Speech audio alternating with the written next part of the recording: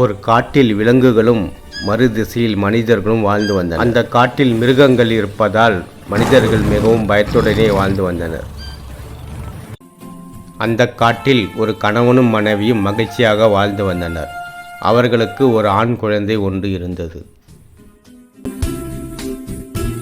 கண்ணா ராஜா, என்ன பண்ற? பசிக்குதா? இருடா, உனக்கு அம்மா சாப்பாடு கொண்டு வர. சாப்பிட்டுட்டு சமத்தா தூங்கணும்.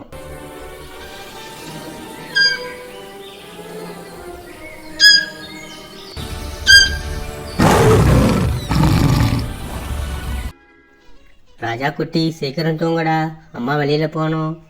சீக்கிரம் தூங்குடா. அம்மா பாட்டு பாடுறா. கண்ணா நீ தூங்கு, செல்லமே நீ தூங்கு. வாங்க, சீக்கிரமா நம்ம வெளியே போயிட்டு வந்துடலாம், குழந்தை எழுந்துக்க போகுது.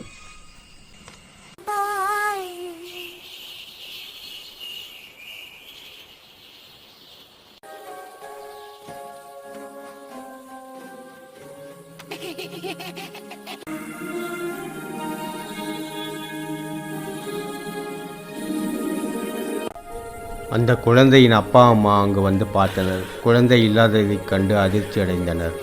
என்னங்க, நம்ம குழந்தை எங்கெங்க போயிருக்கோம்? எனக்கு ரொம்ப பயமா இருக்குங்க. வா, போய் தேடி பார்க்கலாம்.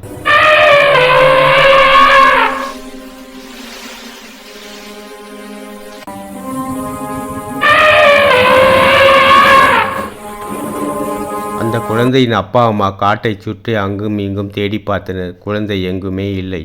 என்னங்க, குழந்தை கிடைச்சிதாங்க? இல்லை, தேடி பார்க்கலாம்.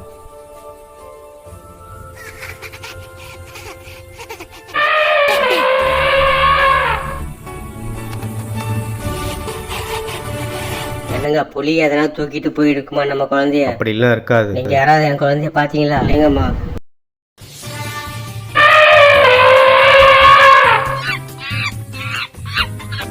அந்த குழந்தை யானையிடமும் குரங்கிடமும் விளையாடிக் கொண்டிருந்தன.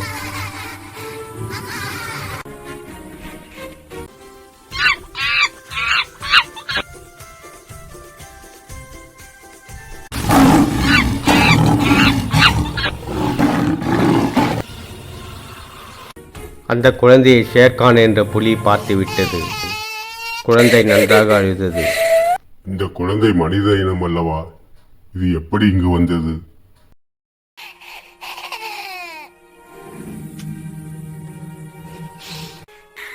அந்த குழந்தை புலியிடம் இருந்து தப்பித்து ஓநாய்கள் இருக்கும் குகைக்குள் நுழைந்தது. ஷேர்கானும் குழந்தையின் பின்னாடியே சென்று மறைவாக ஒரு இடத்தில் இருந்தது. அந்த குகைக்குள் நுழைந்த குழந்தையை ஒரு தாய் ஓநாய் ஆச்சரியமாய் பார்க்கிறது. அந்த குழந்தை ஓநாயை பார்த்து அழத் தொடங்கியது. என்னங்க, இந்த குழந்தை ரொம்ப அழகாக இருக்குங்க, இதை நாமே வளர்க்கலாங்க. அந்த பெண் ஓநாயின் தந்தை வந்து அதெல்லாம் வேண்டாம் என்கிறது.